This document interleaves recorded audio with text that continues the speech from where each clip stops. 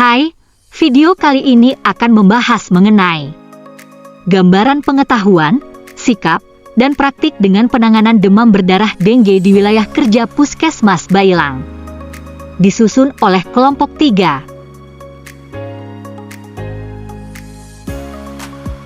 Penyebaran nyamuk Aedes aegypti sebagai faktor yang bertanggung jawab atas penyebab penyakit demam berdarah, WHO, 2019, Bone et al. 2021.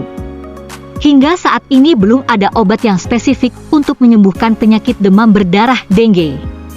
Mempertahankan volume cairan tubuh pasien sangat penting dan diberikan sesuai tahap penyakit, dan menurut panduan nilai hematokrit.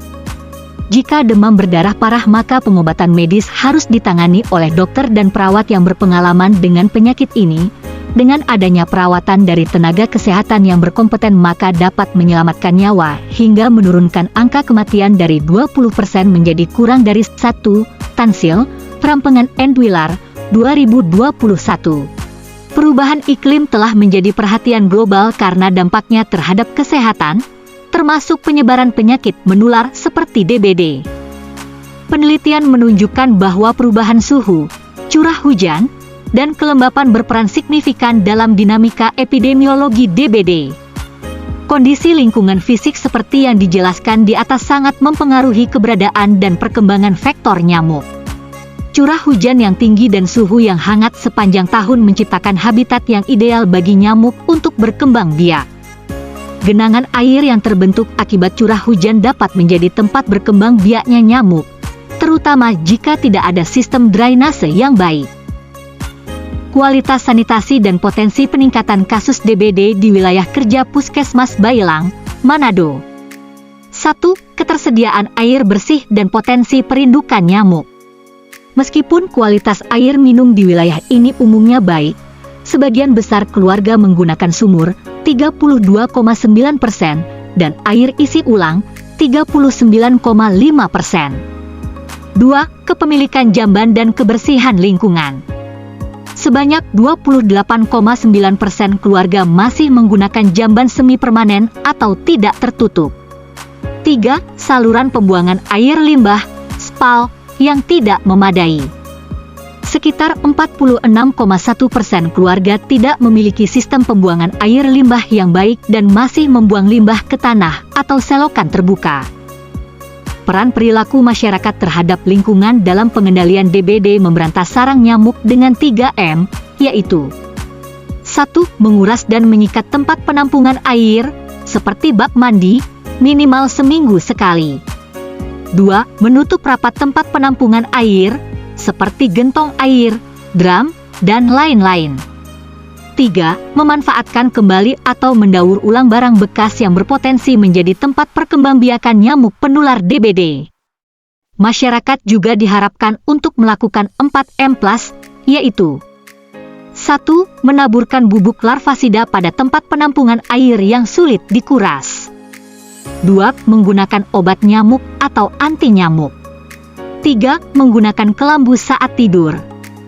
4. Memelihara ikan pemakan jentik nyamuk.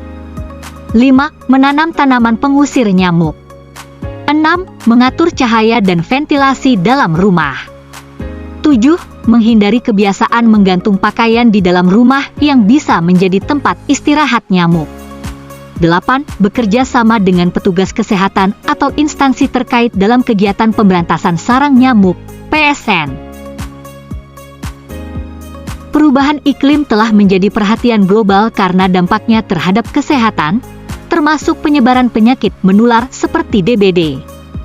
Penelitian menunjukkan bahwa perubahan suhu, curah hujan, dan kelembapan berperan signifikan dalam dinamika epidemiologi DBD. Tingkat pengetahuan responden dalam pencegahan DBD berdasarkan hasil penelitian terhadap 13 responden, diketahui bahwa sebagian besar memiliki tingkat pengetahuan yang cukup baik terkait upaya pencegahan demam berdarah dengue, DBD. Sebagian besar responden, 84,6%, mengetahui bahwa penyebab DBD adalah virus dan mengetahui bahwa penularannya terjadi melalui gigitan nyamuk. Sebanyak 92,3% responden mampu mengidentifikasi ciri-ciri nyamuk DBD yang memiliki tubuh dan sayap belang-belang putih, dan 92,3% lainnya juga memahami bahwa program 3M merupakan salah satu upaya pencegahan DBD yang efektif. Seluruh responden, 100%, mengetahui bahwa gejala awal DBD adalah demam tinggi dan munculnya bintik-bintik merah. Gambaran sikap masyarakat dalam upaya pencegahan DBD. 1. Pengetahuan dan kesadaran masyarakat. 2. Perilaku pencegahan, 3M+. 3. Partisipasi dalam program pemberantasan sarang nyamuk, PSN. 4. Peran tenaga kesehatan dan edukasi. 5. Tantangan dan rekomendasi.